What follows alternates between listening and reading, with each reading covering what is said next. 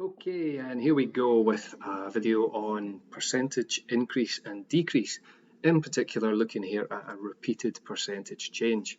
So the first thing in this question is to realise that it's quite wordy, and it's important to understand all the key words in here. We're talking about compound interest, so that's important that we understand how that works. We've got 4.5% PA.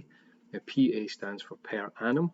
It means per year, and this money here being invested in a savings account. So what happens basically is at the end of the first year, so long as you haven't withdrawn any money from this savings account, then some interest will be added on. In fact, 4.5% of whatever your current balance will be added to what you have to give you a new total.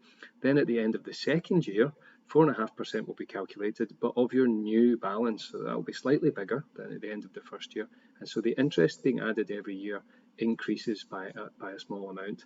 This is the compounding effect. And actually, if you leave money in the bank for a long time, generating compound interest like this, it can grow in value quite significantly over the years.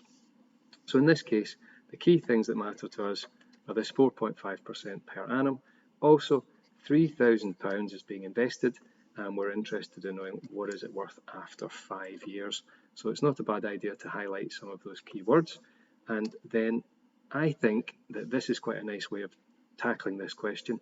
If we just start and consider that the money that went in at the bank at the very beginning, this £3,000, we can consider that as being our 100% right at the very beginning. Now, after the first year, we're going to be adding on 4.5% to that. So I think it's a good idea to start off like this and think, what is 100% plus 4.5%? Well, that's going to be 104.5%. So at the end of the first year, once the interest has been calculated and added on, you'll have 104.5% of what you had at the very beginning. And as a decimal, that is 1.045. Now, all I've done here is just divide by 100 to turn that percentage value into a decimal. Now, all of that working I would do at the side, because then I can go to the main part of my calculation. And the main part of the calculation here sees us taking the principal amount, which is 3,000, and multiplying it by that decimal that we just calculated, so multiplying it by that 1.045. Now, if we do nothing else other than that calculation, what this will do for us is add 4.5% on to 3,000 and give us a new total. But of course, this is happening over 5 years, and to deal with that, we then raise that decimal value up to the 5th power. And if you key that into your calculator, you'll get 3,738, and then some decimal part. Quite often the decimal goes on and on here. So 5458 and some stuff after that. You must indicate that you see that this decimal runs on a little bit further than you need, and then, considering this is a question about money, it's measured in pounds, we would want to give our answer in pounds, and we should round it appropriately. Now, rounding for pounds would be to 2 decimal places. So in this case, 0.54 is followed by a 5, so we get 0.55. Most major currencies in the world round to 2 decimal places, although not all. Interestingly, there are 1 or 2 that have 3 decimal places, but pounds, euros, dollars, most major currencies rounding to 2 decimal places. So that was percentage increase, repeated percentage increase, and here we can see the other type of question.